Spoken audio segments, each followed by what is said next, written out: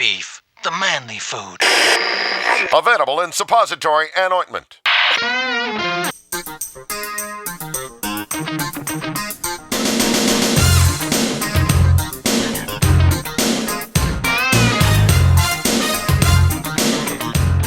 Welcome to the fourth episode of Dr. Frick's Home for the Mentally Unique, or subtitled, How One Man Created a Full-Length Animated Musical on Zero Budget.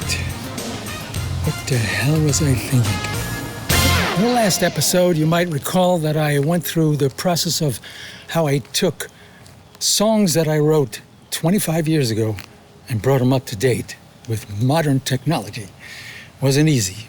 But the 17 songs are now done, except for the mastering. So in this particular episode, I'm going to go over the process. Shut up. So in this particular episode, I'm going to go over the process of animating. You know, when I was 5 years old, I saw a cartoon by the Max Fleischer Studios called Coco the Clown.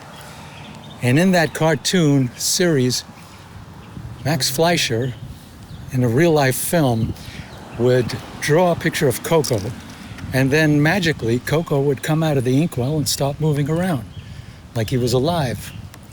This was amazing to a 5-year-old, and I thought, that's what I want to be, an animator.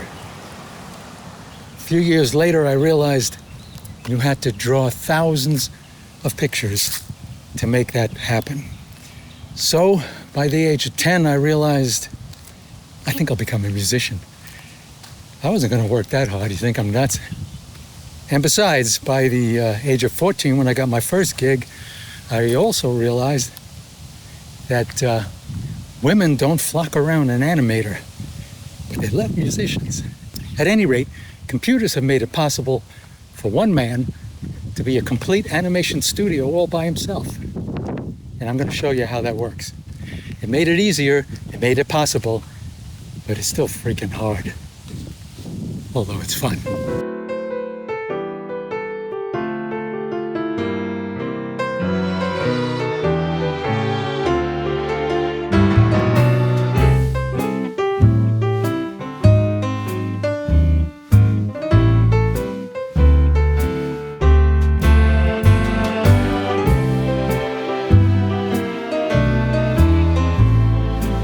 I've been drawing all my life, but animation is a whole different ballgame. And there are so many kinds of animation. There's frame by frame, there's puppet animation, digital puppet, cutout animation, there's stop motion animation, and I'm using a little bit of each one. I had to come up with a way to do this by myself without taking the rest of my life. So there are ways, even though it's still going to take a very long time, there are ways to make it go faster, thanks to the computer and a whole lot of programs. By the way, this is not done with any AI. No artificial insemination, no artificial intelligence. Well, except for me. You don't know if I'm real or not. Actually, there's no artificial intelligence involved with making these animations. This is not the kind of thing where you put in a photo or a video and you press one button and the AI or the app will make an animation for you. This is all done the old-fashioned way, hand-drawn. I use a stylus and I use a tablet and I draw. Sometimes I draw on regular pencil and paper and then scan it into the computer, like this one here, which I'll show you in a second. And then I have the basic sketch of the character, and I'll ink it and color it and then animate it all in the computer. But it is all done by hand, and well, let's get down to showing you some of the different styles. And just by way of proof that this is not done by a machine, here are some of the sketches I did when I was a youth, back in the 1960s and 70s. And this last one was done, I think, when I was in high school or junior high school.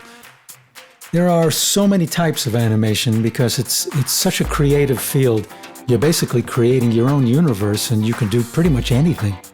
There are so many different styles of animation. It's such a creative field. You've got rotoscoping, stop motion, frame by frame, cutout puppets, pretty much anything you could think of, if you can draw it or move it around and take pictures of it, becomes animation. But one of the first methods of animation was called frame by frame. A motion picture has 24 frames a second, so to make something move on paper, you'd have to actually draw each frame. That's 24 drawings every second. That's a lot of drawing. That's why when you see these animations nowadays by Pixar and various people, you see like 100 animators working on things, even a whole set of people just doing the backgrounds. But back in the 1930s, I think it was, Max Fleischer came up with this technique called rotoscoping. What he was trying to do was get really realistic moves in a cartoon. That actually is impossible. What they had before that was called rubber hose animation, where you've seen these characters like Betty Boop and Olive Oil, where their arms and their limbs are very stretchy and rubbery. But to get realistic moves, they came up with this thing called rotoscoping. And what that was is simple. They would actually film the live action. Disney did this too, by the way, in Snow White and several others. And they would film it and then play the film back and draw on top of each frame on a piece of paper placed over the film. And it wasn't tracing. They weren't trying to make it look like the characters that they filmed, but they would use that as a reference point for the motion. So you can get a character dancing or moving that looks like real life character, but still is an animated cartoon. But here's an example of Cab Calloway, who was an incredible musician and band leader back in the 30s. And he had these really cool dance steps, which they filmed and then rotoscoped and made a Betty Boop cartoon out of it. And more recently, probably in the 60s or so, they came up with various ways to do very, very interesting and creative cartoons, animated cartoons, that didn't require drawing every single frame. One of the examples here is Terry Gilliam from Monty Python, where it was kind of cutout puppet animation. He would take pictures from newspapers and drawings of other people and stuff like that. He would cut them out, take a picture, move it a little, take another picture, move it a little. So it was still frame by frame, but he didn't have to draw every single frame. And that was another very, that's used a lot now as well. Now, in order for me to get this done in some kind of a reasonable time period, I'm using a combination of techniques. Basically, I'm going to do whatever it takes to make this go faster without losing that good aesthetic quality that I want.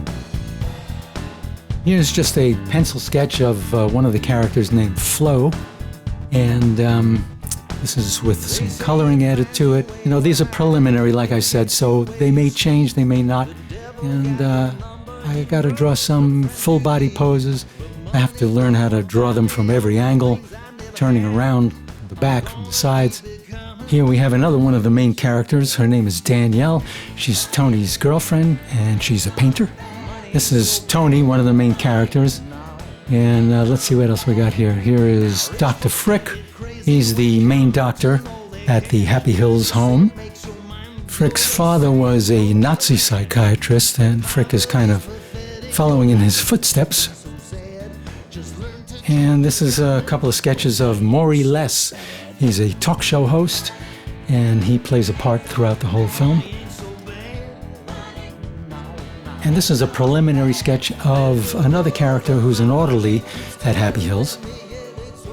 So here we are in my video editor. This is Final Cut Pro.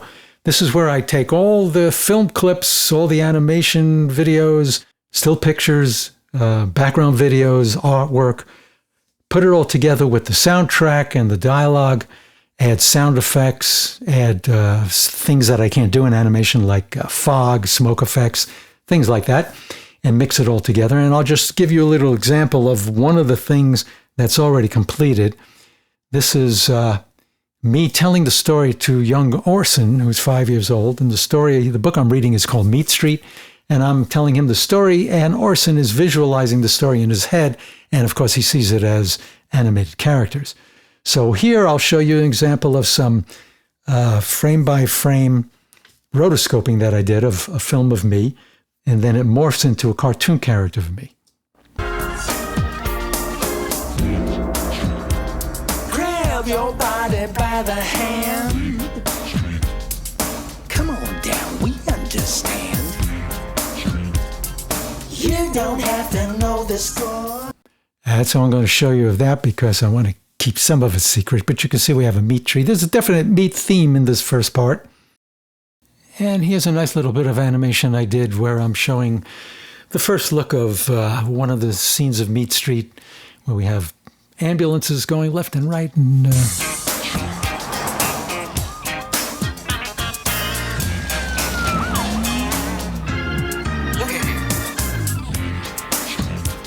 We'll sell you anything you want. this is me as a cartoon preacher. A harlot or a debutante. What you are is what you eat. Ain't got no soul on me. That's all I'm going to show you of that part. I want to keep the punchline a secret. There are some other things I'll show you here before we end this. This is the March of the Hamburgers. Now you can see the background is just a still image that I superimposed some fog over to make it look like it's in motion. I drew the ground and the feet and the arms and part of the hamburger. The buns are actually photographed, which I manipulated. And I animated them marching along.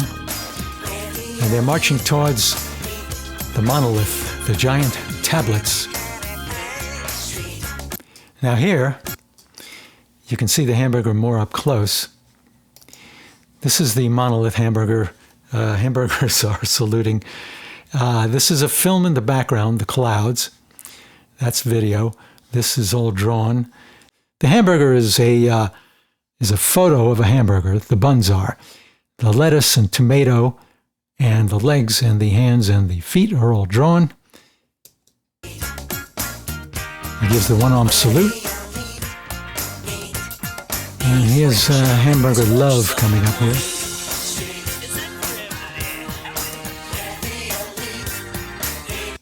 Now you can see the film is in the background again.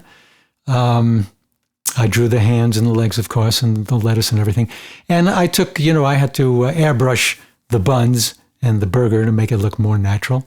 The cigarette is drawn on. I don't know too many hamburgers that smoke cigarettes. So my basic plan is to have this first 12-minute opening and Meat Street song finished, upload that to YouTube so everybody could get a taste of what the whole film is going to look like and be about generally. And at the same time, since it's going to take me, as I said, a long time to finish the animating, at the same time, I'm going to release an audiobook where I'll be narrating the whole story for anybody who wants to know the entire script, as well as the soundtrack will be included in the audiobook, but they could also stream and buy the soundtrack at the same time. I think it was a little optimistic to say this is going to be done in a year. So far, I've been working on the 12-minute intro, and I'm about halfway done with that, and it's taken at least 2 months. So for an hour and a half film of 99% animation, you won't be seeing me for a while. No, that's not true. I'm going to keep these things going. If you're interested in what I do, there's plenty of stuff to keep you busy, but I'm going to keep doing some of these, every now and then I'll update and do another episode. In fact, the next episode is going to be all about the characters, all about the story. I'll introduce you to the whole storyline, who the characters are, their names, and you'll get to know them. You can hang out and have coffee. And if you're interested in more of the stuff I do and want to keep in touch on a more personal basis, go to my website, therealnealfox.com. That's Neal with an A.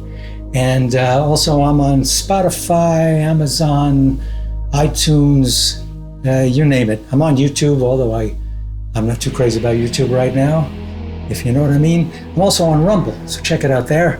And you can become a patron for as little as a cup of coffee a month. I'll see you at the next episode when we'll go through the script. I love you guys. Take it easy. And